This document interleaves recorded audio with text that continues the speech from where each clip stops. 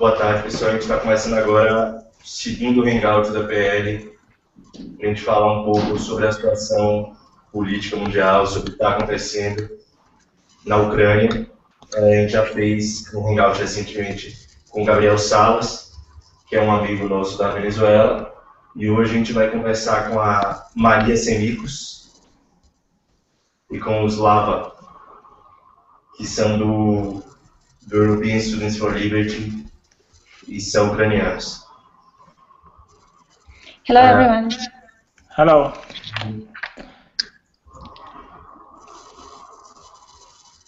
So, Slava, would you like to introduce yourself to us a bit, please? Yes, sure. I'm speaking to you from Ukraine, from Kiev. Actually, originally I'm from Russia, but right now I live in Kiev.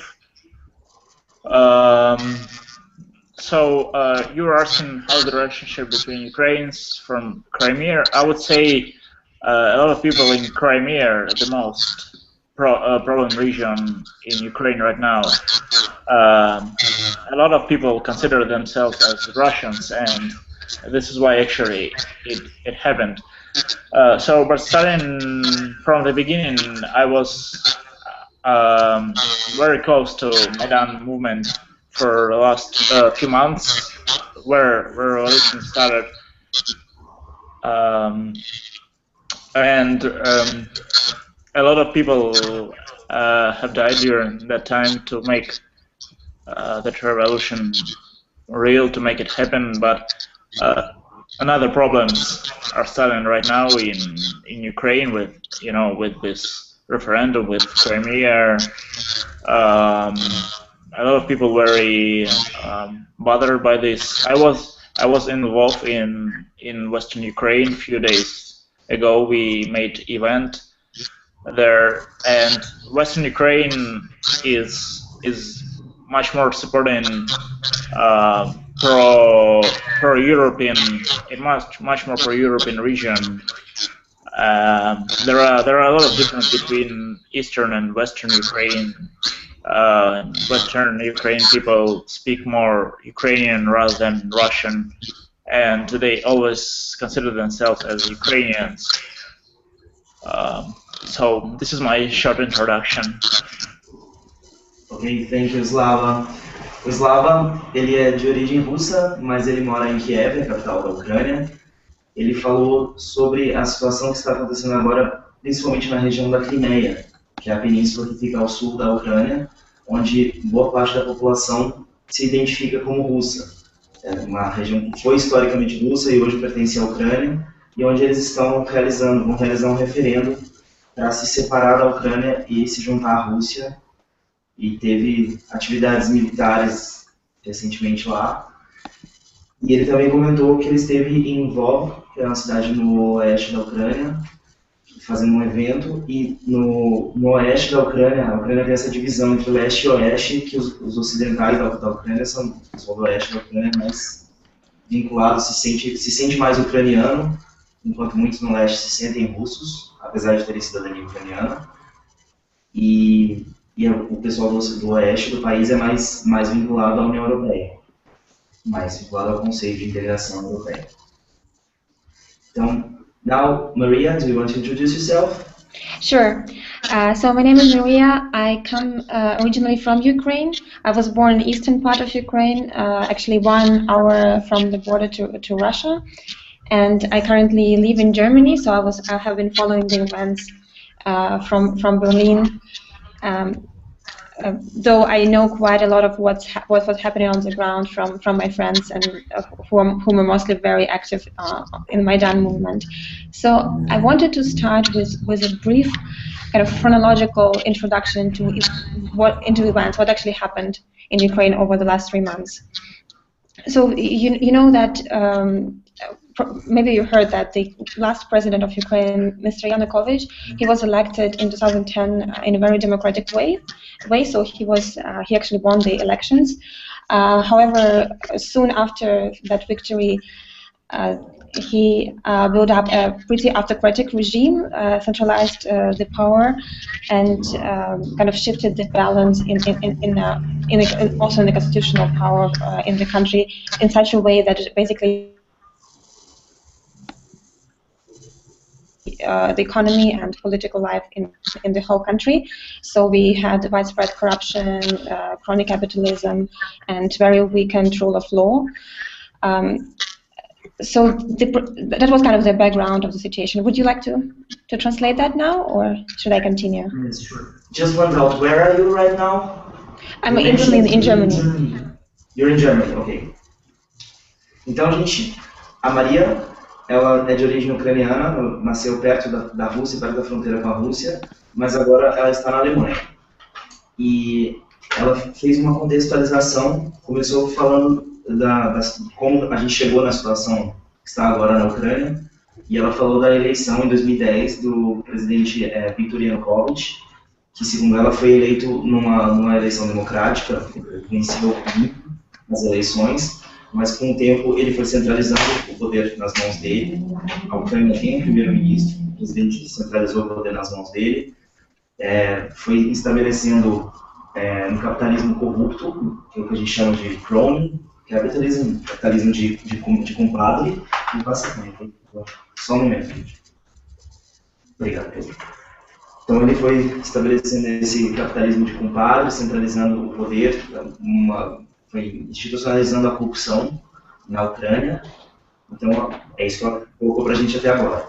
So, Maria, I've translated what you said about how President Yanukovych was ruling the country, not too good, and how things went on from that. Right. So in late November 2013, so last year, Ukraine was scheduled to sign a long-awaited agreement with the European Union. It included political and economic part. And a lot of Ukrainians, especially young Ukrainians, students, saw it as a chance to democratize the country, to bring more of the European values or rule of law to the country. And last minute, President refused to sign the agreement, which actually spurred the initial protests. Mostly young people were active in those protests, mostly urban young people, and the protests were extremely peaceful. So people were just singing songs more or less, but they were pretty agile. So they lasted for a week in pretty cold autumn in Kiev. And suddenly, after 1 week, the president decided that was too much of sinning, and he ordered to beat up these students which were gathered on the main square at night. So that was the point where, when the protests stopped being about European Union anymore, or about any agreement with the European Union, they became about, do Ukrainians allow their police force beat up themselves, their kids, on the street without any ground. Ok. Então a Maria estava contando para a gente que em novembro do ano passado a Ucrânia iria assinar um acordo com a União Europeia, um acordo de aproximação. Ainda estaria longe para a Ucrânia, ainda estaria muito no futuro para a Ucrânia se tornar um membro, mas que se tem essa aproximação prévia dos países antes de poderem vir a se tornar membros. Então, precisaria de reformas na política e na economia da Ucrânia, estabelecer o governo de lei, não o governo da vontade do presidente, mas ele se recusou a assinar esse acordo. E, portanto, as pessoas começaram a protestar em Kiev, principalmente os jovens, protestando. Era um protesto de natureza totalmente pacífica, e depois de mais ou menos cerca de uma semana de pessoas protestando continuamente, o governo decidiu começar a reprimir os protestos, começou a bater no pessoal todo, e isso levou os protestos a darem uma mudança de natureza, porque eles passaram a ser sobre a questão, ao invés de ser simplesmente assinar o acordo com a União Europeia ou não, a questão é, nós ucranianos vamos deixar a nossa própria polícia nos impedir de manifestar o que a gente quer para o nosso país? Então, foi aí que os protestos, começou a haver violência da parte do governo contra os protestos. So, Maria, after the government turned violent against the demonstrations, what happened? So basically the movement became much broader, the anti-government movement. It was no longer only students, it was literally all parts of the society became furious and started to support the anti-government protest and started to be very active in protesting against the government. And the protest movement also spread to include regions of Ukraine. So it was no longer Kyiv only. It was very widespread in the west and also in the east, which was pretty surprising to see. For example, city of Kharkiv was very active site of protests, and Kharkiv is a more Russian-speaking area of Ukraine.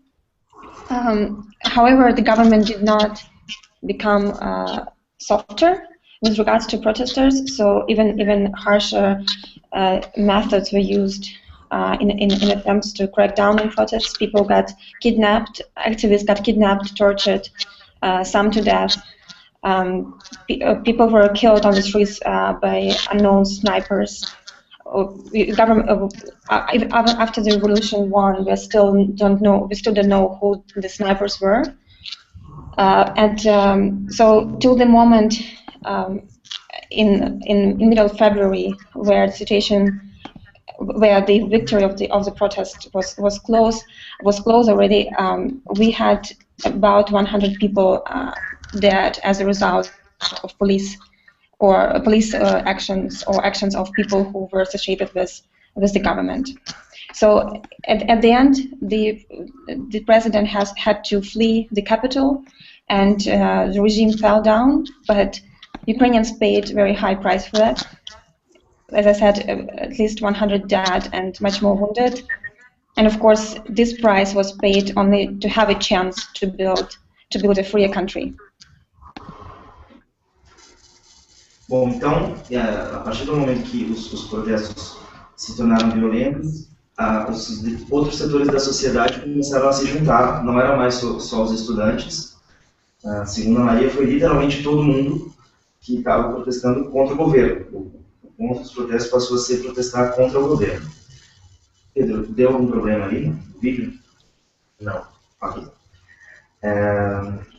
Então, os protestos se espalharam por toda a Ucrânia, inclusive na região oeste, que é a mais próxima da União Europeia, mas também, inclusive, na região leste, que é geralmente mais favorável à Rússia. Então, ela citou, por exemplo, a cidade de Kharkiv, que também teve protestos contra o governo lá.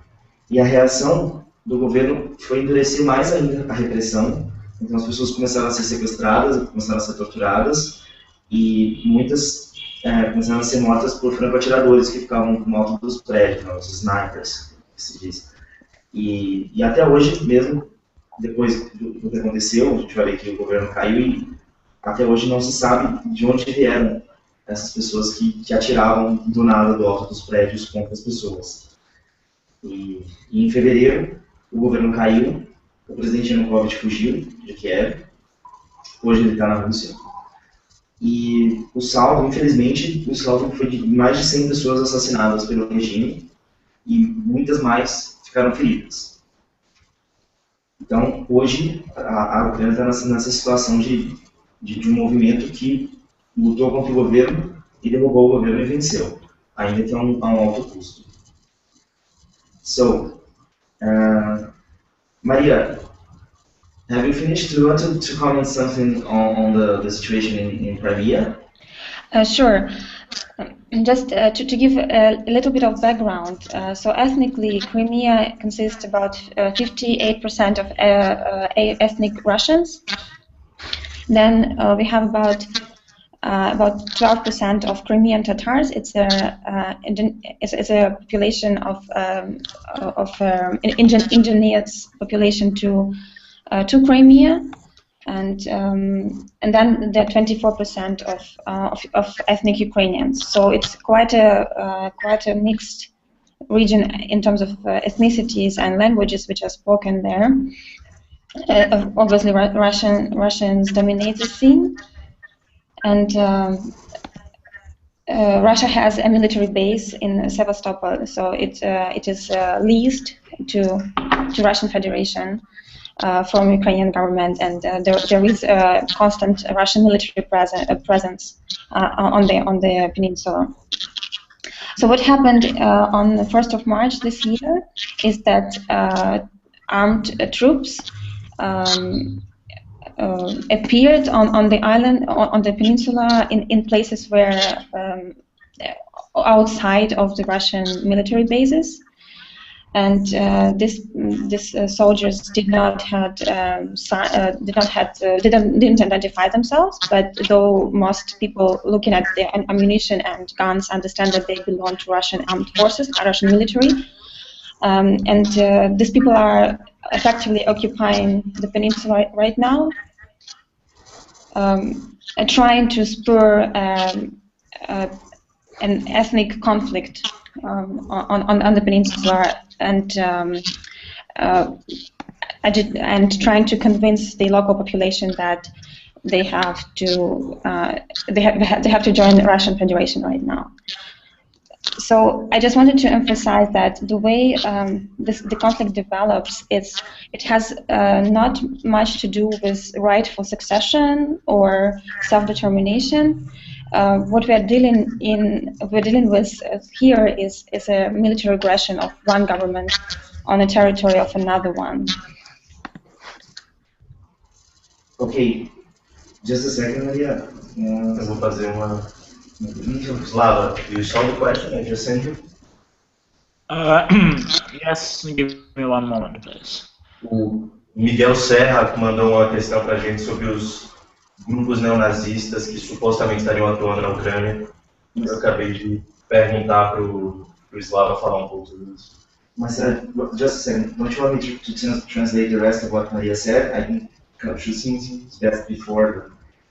So we have a question which will soon be answered by Slava, but just to finish off what Maria has given us as a background, she was talking about, desculpa, só para terminar o que a Maria estava falando para a gente sobre a Crimeia, ela estava falando para a gente sobre a população dessa península que pertence à Ucrânia, que são 58% de origem russa, 12% são os tátaros da Crimeia, que é a população original, a população nativa da península, são turcos, são de origem étnica turca e muçulmanos, e 24% de ucranianos. Então é uma região muito diversa em termos linguísticos, culturais e étnicos. E antes, independente da situação que está acontecendo agora, a Rússia, ela aluga da Ucrânia uma parcela, uma base na cidade de Sevastopol, que é a sede da frota do Mar Negro da Rússia.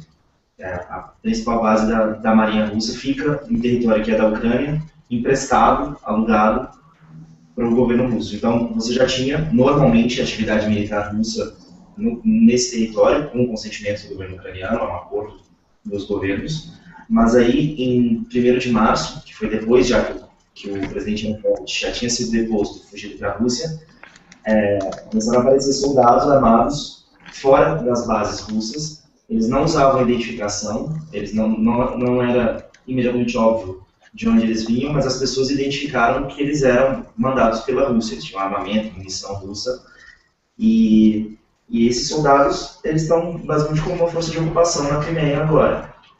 Eles estão fomentando o conflito étnico, eles querem criar a impressão de que existe um conflito étnico na Ucrânia, na Crimeia, e meio para convencer as pessoas a se juntar, fazerem a Crimeia deixar de ser da Ucrânia e se juntar à Federação Russa. E a Maria sublinhou que isso não tem nada a ver com o direito que nós libertários defendemos de secessão, de autodeterminação dos povos, de cada povo decidir o que é melhor para si, porque isso é um ato de agressão, a península está ocupada, e aí, isso eu digo em meu nome, não estou dizendo o que a Maria diz, mas provavelmente talvez eles concordem, que não se pode nem falar em secessão, em referendo, em autodeterminação, numa situação de ocupação militar. não tem 15 dias, o país, a região foi invadida, como é que ela vai ter condições de se autodeterminar? I was telling them in Portuguese, Maria, that how can you even conceive of self-determination and secession when the region in question has just been invaded? It doesn't even make sense to think of a referendum in such a situation. It won't be free and fair. Absolutely. Yeah, and just to complement on what you were saying about Crimea. And now, so I finished translating what you said, and now I think we'll go to the question posted by Miguel Serra to Slava. Vamos à pergunta do Miguel Serra para o Slava. Please. A pergunta do Miguel foi sobre a história que existem grupos neonazistas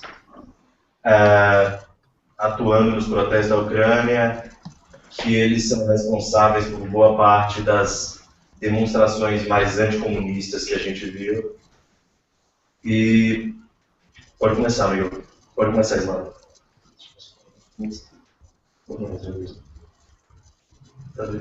So, the question is about neo-Nazi groups.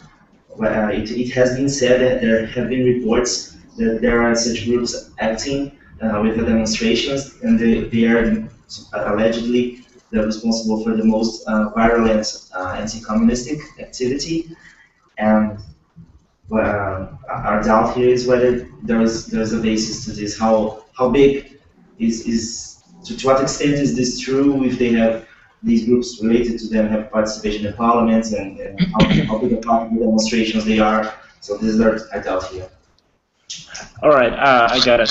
So I would say there are no more neo-Nazi nationalistic people on Kyiv streets these days than in Moscow or in Berlin or in any other city.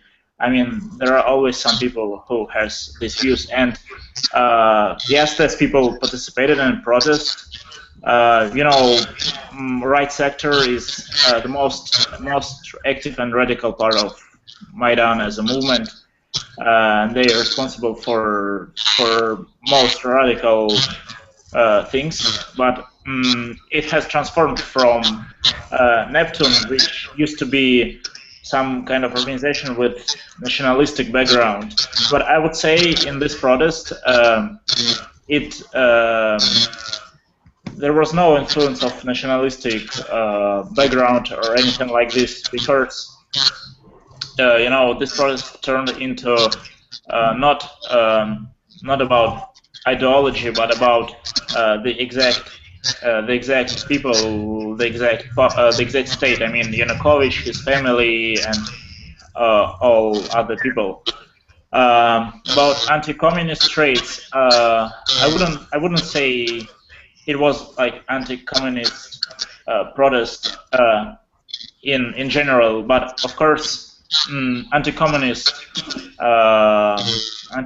views used to be and used to take place. I think you heard about Lenin monuments who were put on the ground. So about real influence, I think you heard about Svoboda, which means liberty. And actually, it's pretty sad that Svoboda is occupied by nationalistic party, but led by Tagnibok. But for the last few years, it has moved more to central ideology, I would say. So they are not classical nationalistic party. Yes, Svoboda, they got some places in new Ukrainian government,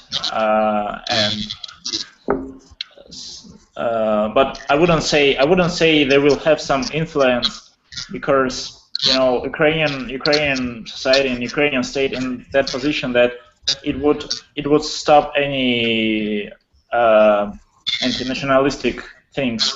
I would say. Slava, just a question. So, can you say that this Svoboda party, they became more moderate because they are in government? They are part of government? No. They have transformed for the last few years. I was not covering very well Ukrainian political issues very well for the last few years, but I heard that they transformed. They used to be more radical. Okay. Sorry, so, I interrupted you. Excuse me? Keep on. I had interrupted you, but please keep on. Because all right. I have this doubt. So I would say nationalistic ideology has no influence on this movement. Anti-communist traits, yes, they used to be, because Western Ukraine historically used to be anti-communist part of Ukraine, and in legal area, Svoboda as a political party, they don't have any influence. Tyghnybok personally, he has 1 or 2% personal rating according to polls, so he's not very popular. And I would say that in Maidan there used to be Russians, Ukrainians, Tatars as well. So it's not about ethnic division. But Russian propaganda tries to say that neo-Nazi groups are working on streets in Kiev, killing people. This is what they say, but it's not true. Okay, that's great. Thank you, Slava. Então, a nossa dúvida então era sobre a presença de grupos neonazis, e o que o Slava colocou para a gente é que existem uma minoria, grupelhos de neonazistas em Kiev, mas não são mais do que os que existem em Moscou, ou em Berlim, ou em qualquer outra cidade. Que eles sim participaram das movimentações e que eles estavam entre os mais radicais, mas eles eram um grupinho num movimento que, como a Maria falou, envolvia toda a sociedade. Então, não dá para você dizer que foram esses grupos que lideraram, conduziram, que insuflaram esse movimento. E, inclusive, o movimento que derrubou o antigo presidente não é um movimento nacionalista, tanto que ele engloba ucranianos étnicos, mas também os russos da Ucrânia, os tártaros, que eu mencionei que vivem na Crimeia. Então, essa acusação de que é um movimento nacionalista e neonazista é muito mais propaganda russa do que tem qualquer vínculo com a realidade. O que houve também, o que se pode atestar, é que houve um sentimento anticomunista, que já é uma questão histórica na Ucrânia, especialmente na região oeste do país. Então você teve, isso foi bastante divulgado aqui no Brasil, a derrubada das estátuas do Lenin. E o Slava ainda mencionou um partido, o Svoboda, que quer dizer liberdade, mas que, na verdade, ele era bem fortemente nacionalista, estava longe da política mainstream, assim, do centro, mas que nos últimos anos ele tem se aproximado mais do centro. Então, não dá nem, mesmo esse partido, apesar de já ter há bastante tempo, assim, teve um histórico meio questionável, ultimamente eles estão se tornando mais moderados, estão se tornando mais participantes razoáveis no diálogo político. E mesmo que eles tivessem, assim, um caráter mais radical, ainda não daria para botar a culpa de nada muito horrível neles, porque eles são um partido muito pequeno, eles têm influência em votos, influência em 1-2% da população. Então, em resumo, o que dá para a gente dizer é que o movimento que está acontecendo agora na Ucrânia não tem influência nacionalista, embora tenha seus traços anticomunistas. Ele? Tem uma pergunta do Fábio Nunes que você poderia traduzir aqui. If I may add something to what Slava said, Okay. I absolutely agree with what Slava just said about the influence of nationalistic forces in the movement.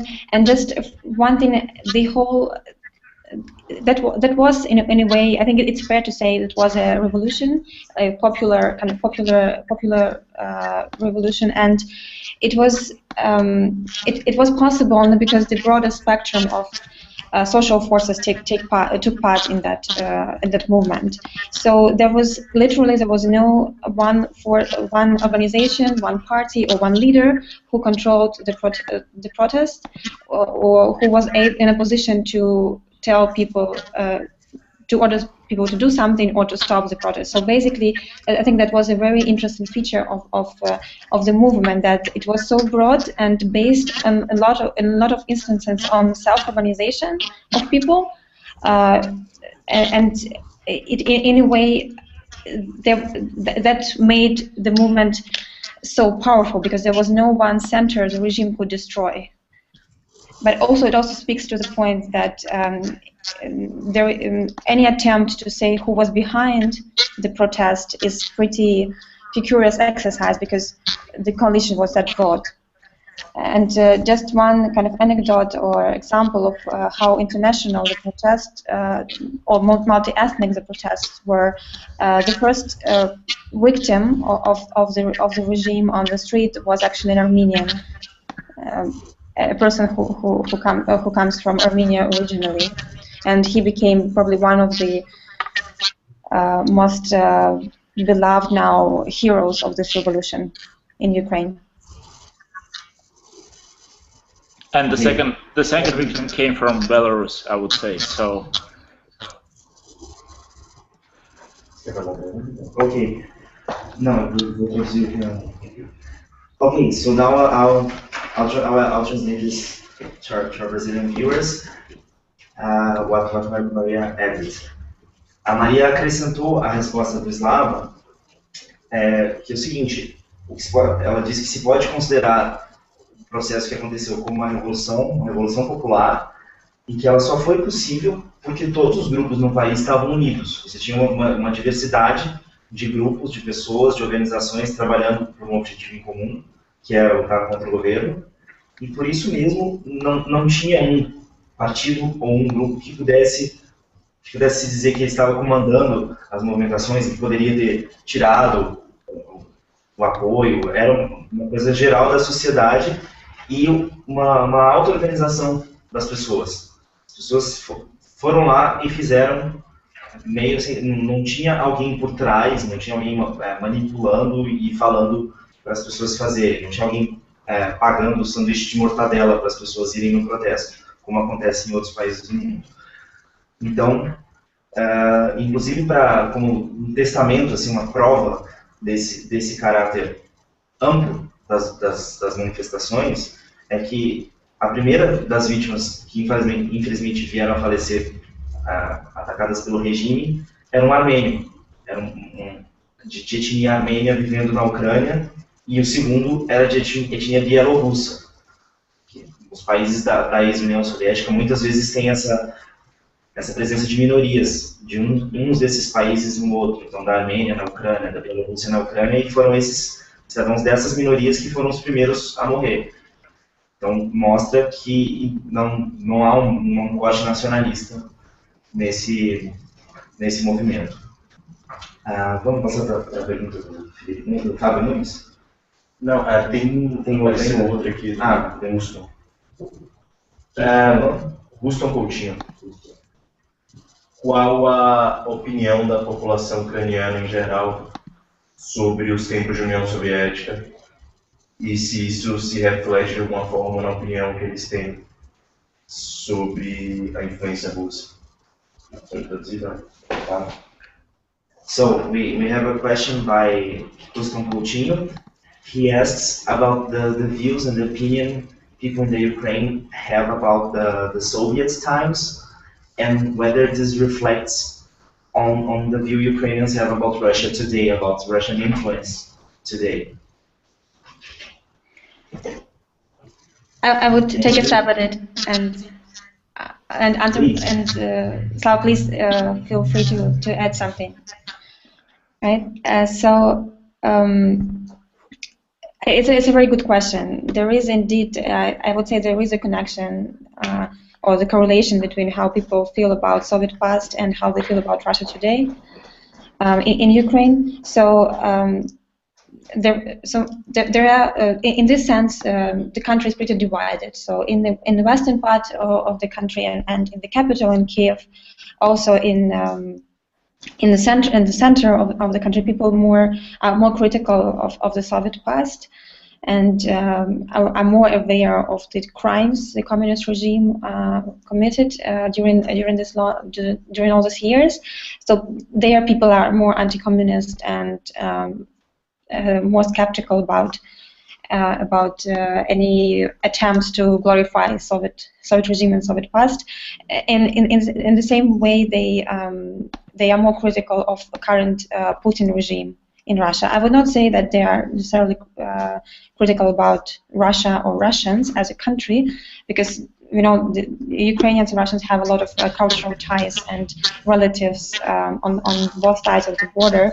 But when it comes to Putin regime, absolutely Western Ukrainians are very skeptical about the regime and are not excited about what it does. Whereas people in eastern Ukraine are more, they receive a lot of news from Russian state TV channels, and they're nostalgic about Soviet past and to have better views of Putin regime as well. But another kind of line between another line of division in Ukrainian society lies in terms in age. So the younger people tend to be more critical of Soviet past and also about current regime in Russia, whereas older people tend to be more nostalgic of the Soviet past.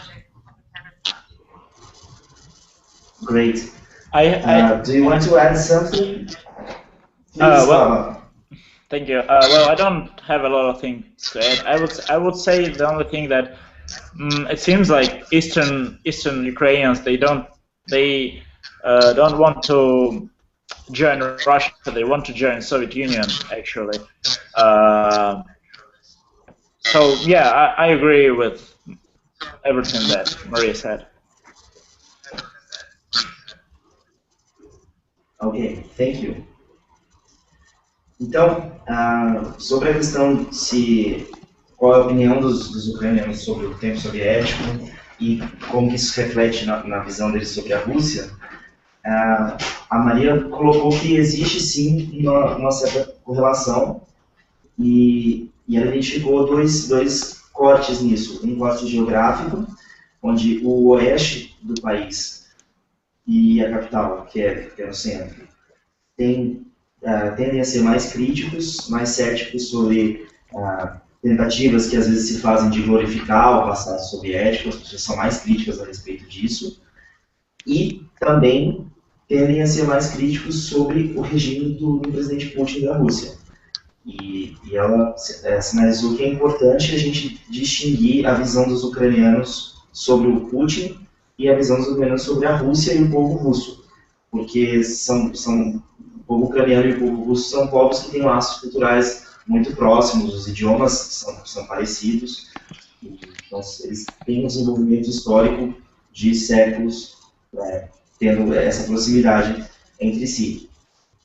E ela disse que a população do leste da Ucrânia tem menos essa tendência de ser mais crítica.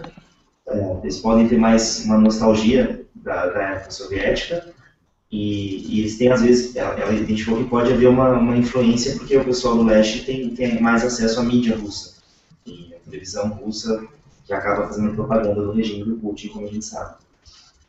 E além desse corte geográfico, você tem o corte de idade, porque você tem os jovens, que são mais críticos do período soviético, e os mais idosos, você pode encontrar um sentimento de nostalgia pela época soviética entre essas pessoas. E aí, para esclarecer, o Slava, ele colocou que o que as pessoas no leste, por exemplo, têm essa nostalgia, têm essa, digamos, essa admiração, não seria nem tanto pela Rússia, mas pela União Soviética, por esse passado, mais do que simplesmente apoiar e aderir às políticas do Putin especificamente. E aí? Tem uma pergunta que é minha até. Não posso fazer isso para dois? Claro.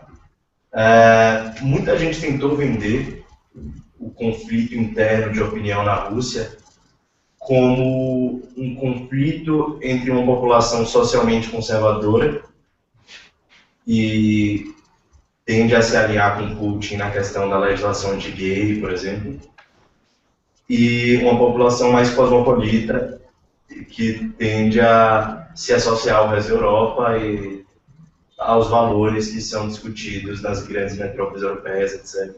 Uma visão mais cosmopolita do mundo.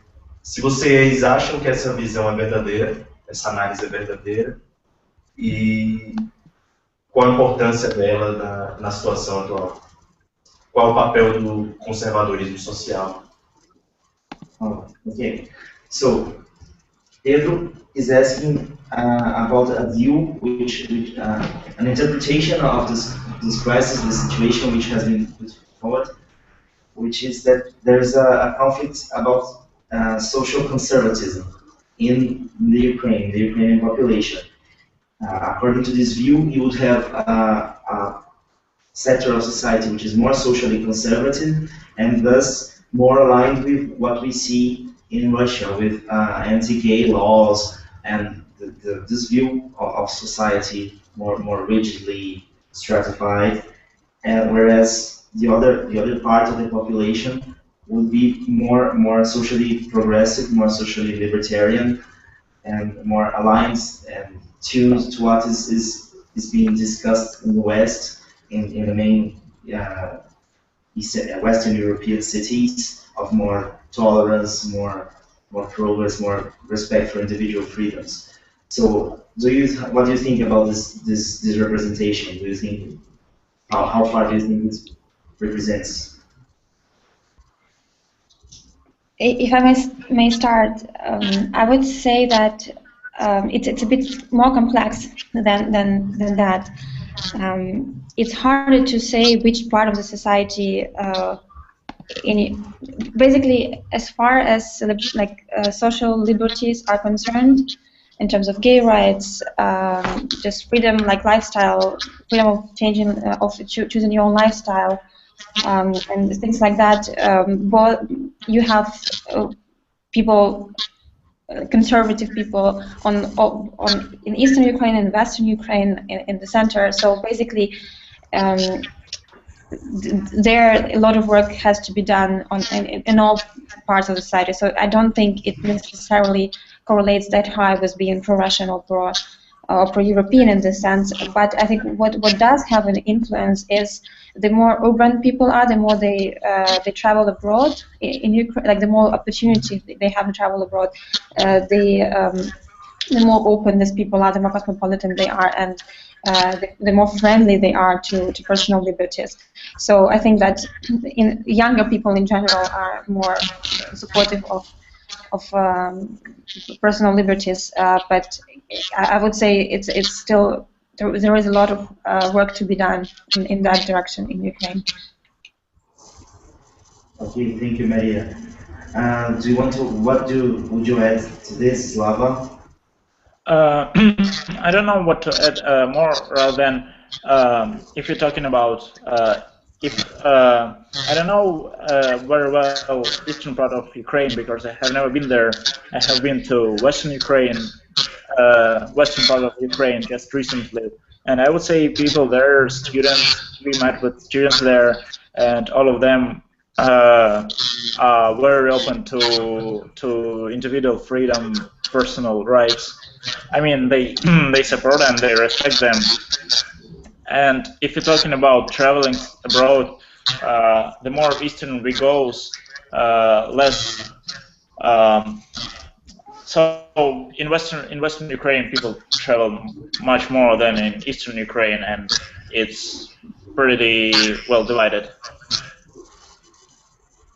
Ok, thank you. Então, sobre a pergunta que o Pedro colocou, a Maria considera, e o Slava concorda, que é uma visão mais complexa, A respeito dessas liberdades individuais que nós, libertários, defendemos, existem conservadores, pessoas opostas a essas liberdades dos dois lados, tanto do lado mais pró-russo quanto do lado que se quer se libertar dessa influência russa e que fez a revolução. E que isso pode ser considerado como distribuído por toda essa divisão do país entre Ocidente e Oriente, leste e oeste do país. Essa visão mais conservadora predomina. Ela diz que ainda há muito a se fazer nesse aspecto, para se defender e se divulgar essas liberdades lá na Ucrânia, e que as pessoas que têm mais acesso a viajar para fora tendem a ser mais cosmopolitas, mais abertos, mais tolerantes. E o Slava acrescentou que, pelo menos quanto aos estudantes que ele conheceu, com quem ele pôde interagir, ele encontrou pessoas já bastante abertas para essas liberdades.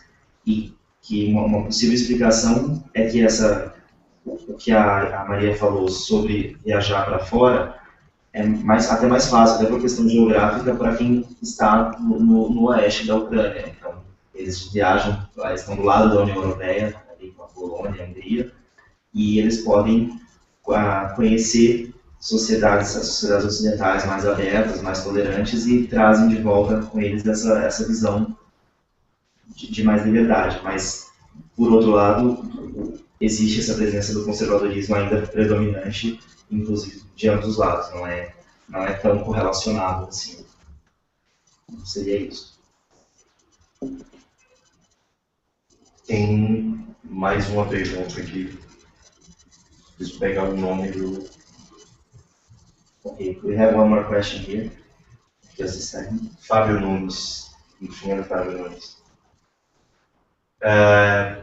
O Fábio pergunta se os ucranianos relacionam as manifestações que estão acontecendo no país a outras manifestações que estão acontecendo ao redor do mundo nos últimos anos, os indignados na Espanha, o que aconteceu no Brasil, especialmente o que aconteceu em alguns países muito ricos em petróleo, como Síria, Líbia e Venezuela. Ok, just a second. Se existe, como eles veem isso de contribuição mais geral. Just a second. So, Fabio's question is about how do you, as Ukrainians and people who made this movement in the Ukraine, whether do you associate and think of similarities between your own movement and others which are happening around the world? Fabio, the author of the question, quotes the Indignados in Spain. Also, here in Brazil, we had some unrest in the middle of last year, and also oil-rich countries such as Syria, Libya, and Venezuela. So, how do you perceive your movement in relation to these others?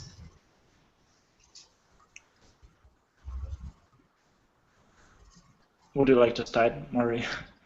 Because actually, I don't get it actually. Okay, I can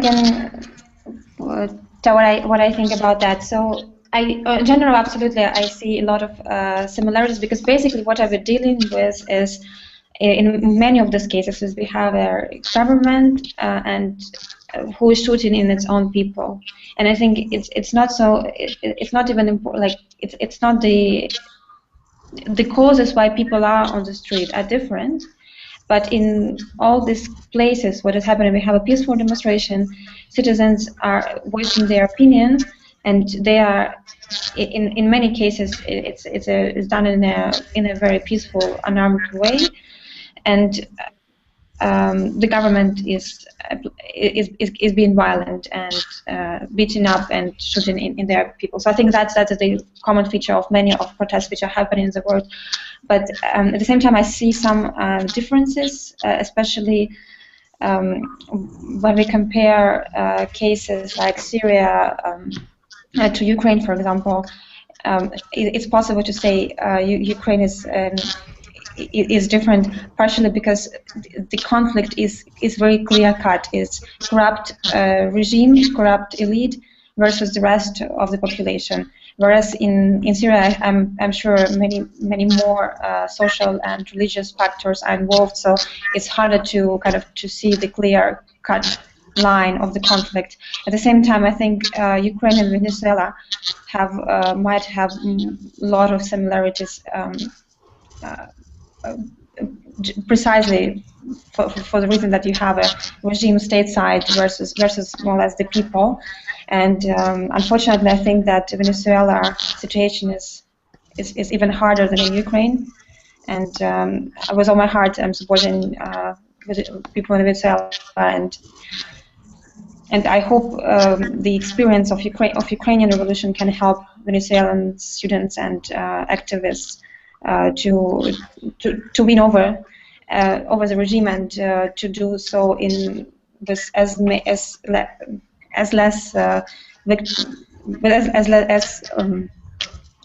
trying to avoid blood as much as possible. Okay. Slava, do you want to add something? Well, I'm not very familiar with protests in Brazil. You mentioned. I know, like, basically what happened there. Of course, I'm covering issues with Venezuela, but I would like to compare Maidan and Ukrainian protests with first two revolutions in Tunisia and in Egypt, of first revolutions of Arab Springs. Because, you know, during that revolutions, police shooted people as well on the streets. But another thing that after that, actually, nothing changed in police, and who used force against peaceful protesters. They stayed on their place, in their position, rather than in Ukraine, for example. You know that the police that used force, special force, Berkut, they already they all of them are fired, and I don't know whether it's good or bad, but in Tunisia and Egypt there is no, like, vendetta, you know, and in Ukraine, unfortunately, it's a feeling of sometimes of vendetta, because people are very, very angry when police shoot at people, and they were prepared to use force as well to answer this, because a lot of people have died during this protest. Yeah. Okay, thank you. First, just a comment on what you said. It seems that the new president of Tunisia has just this week lifted the state of emergency, which was in force since the beginning of the Arab Spring. I think maybe that's a positive development in the Tunisian situation, which you mentioned. Então, respondendo à pergunta do Fábio sobre a visão dos ucranianos como comparação do movimento deles com os de outros países. E ele mencionou os indignados da Espanha, o movimento que nós tivemos aqui no Brasil, e países ricos em petróleo como Síria, Líbia e Venezuela. A Maria disse que sim, há similaridades, principalmente na reação que houve dos governos desses países, simplesmente chegando e matando os seus cidadãos, atirando em geral na galera. E, por outro lado, as causas do povo desses países são diferentes. E para ressaltar, peraí, só um momento. Deu um erro no telefone. Aqui tivemos esse problema de áudio, mas continuando, a comparação que a Maria fez de similaridade é que em todos esses casos os movimentos começam pacíficos. Que a gente sabe, a gente teve na rua no passado, a gente sabe que ninguém quer chegar e levar um Maré 15 para a rua para protestar contra o governo. Pelo menos não isso. E uma uma diferença que a Maria traçou, ela fez uma similaridade da Venezuela, da situação da Venezuela com a Ucrânia, em oposição à da Síria. Porque no caso da Ucrânia e da Venezuela, é uma luta do governo contra o povo. O governo se colocou contra o povo. E na Síria a situação é mais complexa, porque além desse fator, você tem fatores religiosos, você tem fatores de ordem social diferentes desses que a gente vê na Ucrânia e na Venezuela. Então, a Venezuela é o caso que ela acha mais parecido e, inclusive, na visão dela, ela acha que é pior, que está mais grave a situação lá, e ela espera que a ação deles, a revolução que eles conseguiram na Ucrânia, possa encorajar as pessoas na Venezuela, os estudantes como nós e a população em geral, a continuar resistindo e se manifestando contra aquele governo. E o Slava, ele acrescentou, ele trouxe um paralelo com outros casos, como, por exemplo, a Tunísia e o Egito, que foram as primeiras revoluções da Primavera Árabe, que também seguiram um padrão parecido com o que eles conseguiram no movimento Maidan, o movimento esse que fez a revolução na Ucrânia. E ele expressou uma certa preocupação, porque em alguns aspectos, coisas do regime antes da revolução, fora da Ucrânia, não foram alteradas. Ele deu o exemplo de que lá na Ucrânia, a tropa de choque, a unidade especial da polícia, que fazia a repressão dos movimentos, que eu estou traduzindo aqui, inventando como tropa de choque, todos os policiais, todo o pessoal dessa tropa, eles foram demitidos. Eu não sei nem se eles não chegaram a dissolver a própria corporação. Eu tinha lido essa notícia, talvez o Slava esteja se referindo à mesma coisa. Mas basicamente, assim, o importante é se fez uma ação contra o pessoal do governo anterior que tomou armas contra o próprio povo. E ele disse que não vê isso nos países, por exemplo, da Primavera Árabe, que às vezes as coisas permanecem como eram antes. Se bem que eu fiz uma parte, depois que ele terminou de falar, eu comentei sobre a Tunísia, que essa semana saiu a notícia de que a Tunísia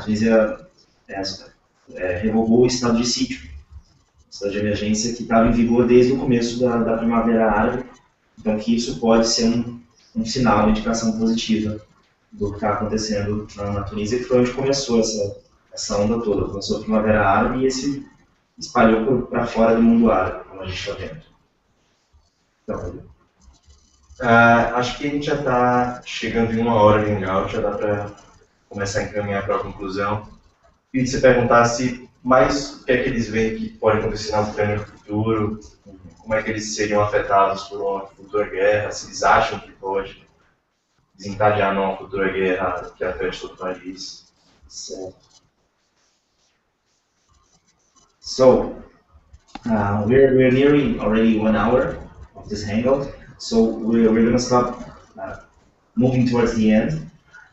And Pedro, thinks it would be nice for us to hear your impressions on perspectives for Ukraine now. What do you think will happen? How do you see the political situation unfolding with everything in Crimea, the planned referendum or show referendum that they're going to make to justify annexation by Russia, and how do you think there could be a war? How do you see this could affect your lives and the lives of Ukrainians and the whole region? We know that the Ukraine is an important passage for Russian natural gas to the European Union, which is including a reason why reaction by European leaders might have been somewhat muted to the Russian aggression in Crimea. So we'd like to know, how do you see the future, the near future?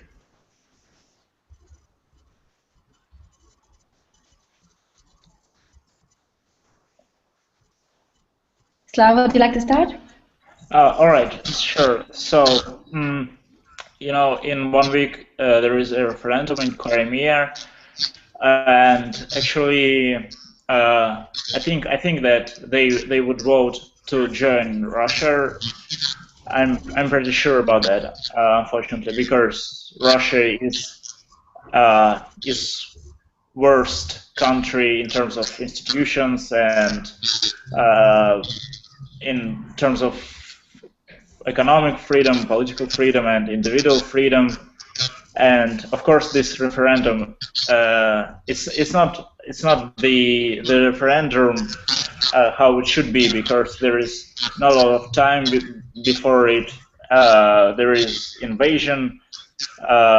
In fact, de facto, it is invasion. So what after referendum? Ukraine has a lot of issues, a lot of economic issues. The only way to solve problems is liberalization, and I think new government clearly understands that, and they would need help from IMF, from European Union, and I think they would go towards European Union. So in May there would be president elections, which is not very clear for me who would win there, because old power, I mean Party of Regions, which Yanukovych belongs to, and communists, they could make a revanche, actually, I think, but I hope they wouldn't. So I'm looking forward to seeing what would change in Ukraine, because I think we have a good chance to make finally good reforms, because Ukraine lost chance in 1991, then in 2004, and I think it's a big opportunity to finally move to European country in terms of institutions, in terms of democracy, in terms of freedom, if you will. So we'll see. But Crimea is referendum in 1 week, and it's the most. It's very important thing. But unfortunately, my opinion, they would join Russia. So you think they will choose to join Russia? I'm pretty sure about that, because it would be a referendum when you invaded, and of course it's not legal. But even if they vote no, Central Election Commission of Russia would make it like they voted yes. So. Yeah, perhaps it will pass with 140%, like Putin had in some districts. Yes, you understand. Just another doubt. You mentioned that there will be presidential elections in May, but yes, according to the constitution of Ukraine, how big is the power of the president? Doesn't it rest more with the prime minister? Yes, you're right, because Ukraine is moving to parliament presidential type of state, which means power of president limited by the government and by parliament, actually. So there are some problems could be with that, because a lot of reforms could be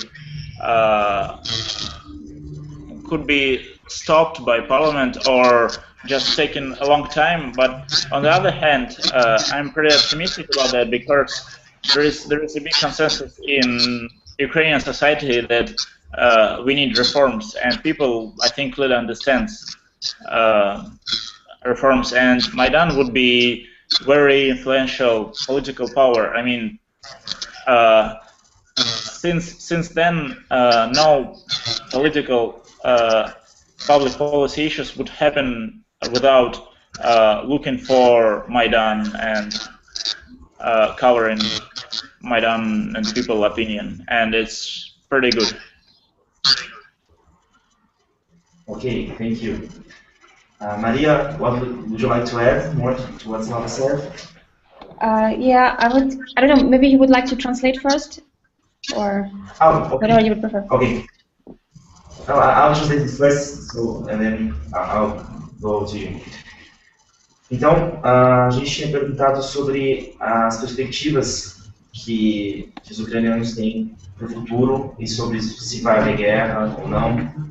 E o Slava começou dizendo que sobre aquele plebiscito que a gente disse que vai acontecer na Crimeia, aquela região que os russos, forças pseudo-russas, digamos, invadiram, ocuparam, vai fazer um plebiscito para saber de que lado que ela vai pertencer, a Crimeia ou a Rússia, e na opinião do Slava é certeza que eles vão voltar para fazer parte da Rússia. A maioria da população é de etnia russa, tem a força de ocupação russa lá, e isso é ruim para eles no final das contas, porque a Rússia é pior do que a Ucrânia em termos de instituições, em termos de liberdade econômica, mas a situação na prática é essa. E ele reconhece que a Ucrânia tem muitos problemas em termos políticos e econômicos e que a solução para esses problemas é a liberalização. É mais liberdade econômica, mais liberdade pessoal. Ele espera que o novo governo entenda e concorde com isso, e ele acredita que esse governo vai se aproximar da União Europeia, até porque, como a gente viu lá no começo, foi a aproximação com a União Europeia negativa do presidente antigo de fazer isso, que desencadeou a situação toda. Em maio, vai haver eleições presidenciais, e não está muito claro ainda, pelo menos o Slava disse que não sabe quem que vai ganhar, porque existe a possibilidade do partido do presidente que foi deposto, com apoio, se chama Partido das Regiões, e com apoio do Partido Comunista, existe a possibilidade de que eles vençam essas eleições. Mas de toda forma que ele e o povo ucraniano querem ver mudança. Ele mencionou 2004, que foi quando o próprio Yanukovych, esse presidente que foi deposto agora, ele já tinha sido presidente e tinha sido deposto numa revolução parecida com essa. E, então agora eles têm uma nova oportunidade de seguir a vida política ucraniana sem interferência desse cara e da influência política do Putin. E eu perguntei para ele, porque ele mencionou que as eleições são para presidente, e aí eu perguntei como que é a divisão do poder, porque a Ucrânia também tem um primeiro-ministro. Então ele disse que espera, e já está havendo um movimento nisso, já está havendo uma discussão nesse sentido, de que a Ucrânia se mude o seu sistema político para algo mais próximo do que existe na União Europeia em geral. E a visão dessa revolução, ou pelo menos a visão que eles lá têm sobre essa revolução, é de transformar a Ucrânia num país mais europeu em termos políticos. Na prática, funcione como um país europeu, se bem que isso pode, eventualmente, vir a gerar problemas se, por exemplo, o presidente quiser fazer as reformas e o parlamento não quiser. Okay? Num sistema como que existe na Europa, você tem esse equilíbrio de poder entre o presidente e o parlamento. Mas, de toda forma, existe um senso no país, uma visão de que a Ucrânia precisa de reformas. Então, isso está na mente dos ucranianos e vai influenciar as escolhas deles nas próximas eleições. E agora eu queria passar para Maria. So, Maria, I've translated what Slava said, and now over to you. Thank you. I would start with the more positive part of my kind of prognosis for future. Ukrainian population is pretty well aware that they need reforms. I think I would agree with Slava on that point. And the problem is there is no consensus of how this reform should look like, and I'm also afraid there might be not enough understanding of what reforms should actually be prioritized and done in the first place. So I think the current Ukrainian government is really keen on following International Monetary Fund's advice on economic issues, and in many cases, actually, their advice is pretty sound in terms of liberalizing the economy, reducing amount of state spending, but on parts like taxation, this advice, I think, goes contrary to Ukraine's interests and interests of Ukrainian population.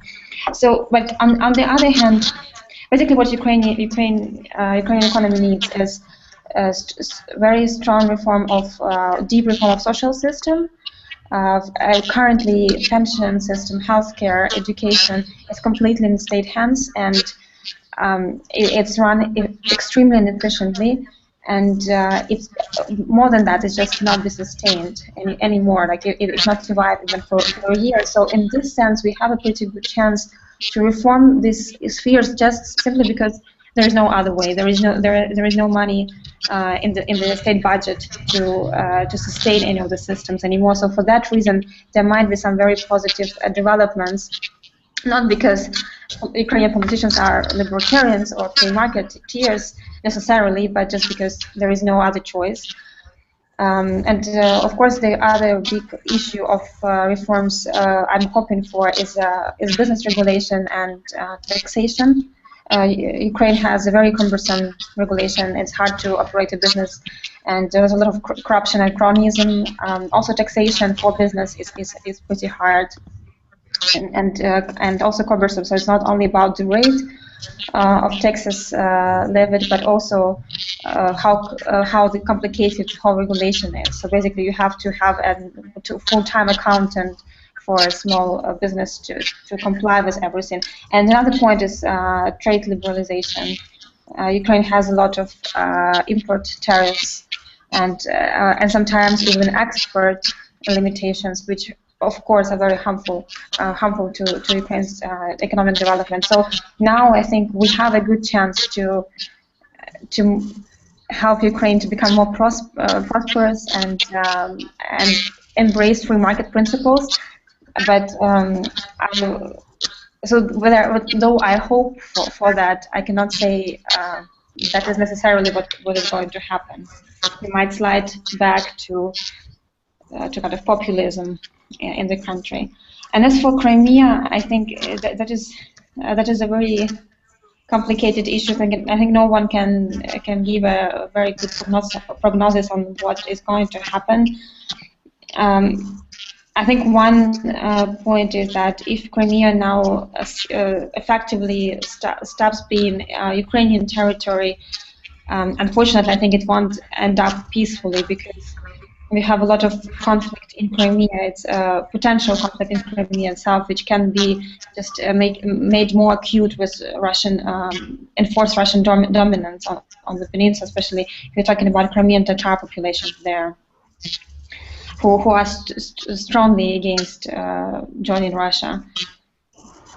So for that reason, I think it is hard. It's really hard to predict, but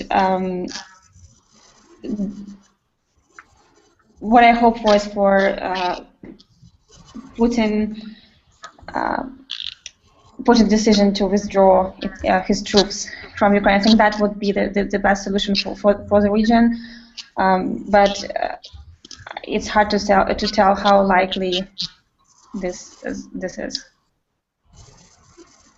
Okay, thank you. Só momento. Oh, you were talking about the reforms you need in Ukraine, and it sounded very familiar to me, because we in Brazil need pretty much the same reforms. A Maria colocou que tem uma parte positiva muito forte, que é a população sabe que reformas são necessárias, ela sabe que A população sabe o que é isso e que isso precisa ser feito, mas não há muita clareza, não existe muito consenso sobre quais são essas reformas, como implementá-las. Ela disse que existe um certo ceticismo, existem fatores positivos e fatores mais questionáveis nas orientações que o FMI está dando para a Ucrânia. Em alguns aspectos, essas orientações gerariam mais liberdade, mais liberalização, e em outros poderiam complicar por gerar, por exemplo, mais impostos. Ela listou três setores: educação, saúde e previdência, que atualmente são totalmente estatais, e que os políticos, ela espera que os políticos percebam, talvez nem tanto por convicção, que serem a favor do livre mercado, mas simplesmente pela prática, eles percebam que isso está insustentável e que o governo simplesmente não tem dinheiro para financiar educação, saúde e previdência do povo, e que eles possam fazer reformas de livre mercado, de caráter de livre mercado, nessas três áreas, que são coisas, aliás, que eu comentei com ela, que as reformas que são necessárias na Ucrânia são muito parecidas com o que nós gostaríamos de ver aqui no Brasil. Se bem que eu acho que a gente ainda não tem tanto consenso sobre o fato de essas reformas serem necessárias. Mas, enfim. Voltando para a Ucrânia, ela gostaria de ver desregulamentação para os negócios funcionarem, para você abrir uma empresa e manter uma empresa funcionando, menos impostos, combate à corrupção, combate ao capitalismo de compadre, e também liberalização do comércio exterior, que tem muito protecionismo, muitas tarifas que são cobradas no comércio na Ucrânia. E ela colocou que, embora ela tenha essa esperança, eu acho que é uma avaliação bem positiva dela, bem acurada, de que é um bom momento para a Ucrânia, porque a Ucrânia tem a oportunidade de se liberalizar e de seguir um caminho próspero, mas que isso também pode não acontecer, as pessoas podem ir pelo mesmo velho caminho do populismo. Sobre a Crimeia, ela comentou que é difícil saber o que realmente vai acontecer, tá? A situação está meio imprevisível. E ela manifestou que a esperança de que se realmente houver a separação, se a Crimeia deixar a Ucrânia passar a ser russa, que isso possa ser feito de maneira pacífica, porque ela identifica que existe um risco de conflito étnico na Crimeia, principalmente em relação aos tártaros, aquela população minoritária que eu mencionei, e que são os que mais se opõem à anexação, os que mais querem continuar pertencendo à Ucrânia. E que o melhor seria a retirada, o melhor a fazer seria a retirada das tropas russas, mas que isso não está talvez muito factível no horizonte. Então, para a Ucrânia é uma perspectiva positiva, que ela colocou, e para a Crimeia talvez nem tanto, é mais uma esperança, mas que não sabemos o que vai acontecer. Então, seria isso. Acho que agora, pessoal, a gente vai ter que encerrar o Hangout. Se a Maria e o Slava quiserem passar alguma mensagem para os brasileiros que estão assistindo. Queria agradecer a todo mundo que assistiu nosso programa. A audiência foi muito boa, de novo, pela segunda vez. Queria agradecer a todo mundo que mandou pergunta, tanto as que a gente leu, quanto as que a gente não pôde ler. Foram muitas perguntas. Agradecer ao Pablo, que ajudou aqui, o Filipe França, que deveria apresentar comigo, não pôde, teve que viajar. E agradecer os convidados também, que se disponibilizaram a ficar 1 hora e pouca conversando com a gente. A gente está começando a madrugada lá, o horário faz com que já muito provavelmente esteja com sono. Então, queria agradecer a todo mundo. Okay, so Pedro thanked on behalf of Students for Liberty, thanked our audience. We have very good number of viewers, like our previous hangout, which was about Venezuela. And he extended his thanks especially to our guests, Maria and Slava, who have been able to cede 1 hour of their time to us, over an hour, especially considering that due to the time zones, it's already quite late in the night in the Ukraine, so they're probably tired and sleepy. But we would like to ask you if before we finish this hangout, if you want if you have any final remarks, and if you want to send a message to Brazilian Students for Liberty and liberty-minded people in general, the Brazilian people. So I'm listening to you. Thank you so much. First of all, of course, thank you for everyone for joining. I really appreciate such an interest in the topic, and I would like to also to express, just to say thank you for the solidarity libertarians all over the world expressed with Ukrainians and Venezuelans. I think that's the way to go. I think we have to forget about national borders and to support each other in the way we can, learn from each other. And I'm pretty sure that Brazil will benefit enormously from all the libertarian activities you guys doing. That you will be able to promote freedom in Brazil and hopefully on the whole of Latin America, on South America and Latin America as well. So thank you so much, guys, and let's fight for liberty. Thank you, Slava. Yes. Thank you for bringing me to this discussion. It was a big honor for me. So my message would be to appreciate the liberty you have. I mean that in Ukraine people had to fight for the liberty, for freedom, and in some countries liberty is given as a history. In some countries you need to fight for this. But I think we should appreciate that, and we should work for saving it and promoting it among young people. And I think it's very important mission. Thank you, guys. Thank you. Então, traduzindo aqui, tanto a Maria quanto o Slava agradeceram o nosso convite. Nós aqui agradecemos eles. I'm saying thanks on the invitation, but we thank you for agreeing to be with us here. E a Maria agradeceu o nosso interesse, os dois agradeceram o nosso interesse pelo tópico, ficaram contentes da gente estar interessado em saber o que está acontecendo lá. E eles acham importante essa nossa integração, que agora a gente já fez com a Venezuela, com a Ucrânia, e que é importante para nós, libertários, nos integrarmos para além das fronteiras nacionais. Porque, de maneira geral, a gente acha, até porque de maneira geral a gente acha que essas fronteiras não deveriam importar tanto quanto elas importam hoje. Nós somos todos humanos, todos queremos a nossa liberdade.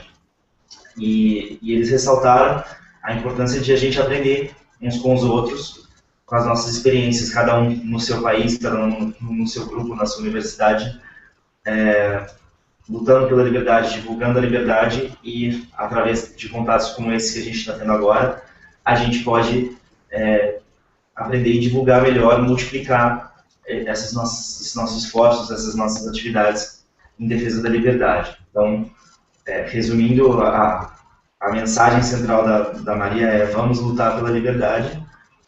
E o Slava colocou um outro ponto importante para a gente, ele falando de um país que teve essa violência toda, em que 100 pessoas perderam a vida, ele nos disse para apreciarmos a liberdade que nós já temos e que nós temos que lutar para defender ela, para reconhecer ela, preservar e expandir, para promover ela, inclusive para os mais jovens, para que a gente possa sempre estar conquistando cada vez mais liberdades. So, I think we're ending the hangout now, right, Pedro? Sim, sim. Okay, so we're finishing now. Thank you very much, Maria and Slava. Obrigado para nossa audiência. Você queria colocar mais alguma coisa, Pedro? Não. Só agradecer ao pessoal que ficou assistindo a gente. Rolou Corinthians e São Paulo aqui, então. Só que parou de ver o jogo para assistir o nosso hangout. Eu agradeço todo mundo. Ok. Obrigado, gente. Boa noite. Thank you, guys. Good evening to you. Bye. Thank you. Thank you. Bye bye. Goodbye. E aí eu aperto o número.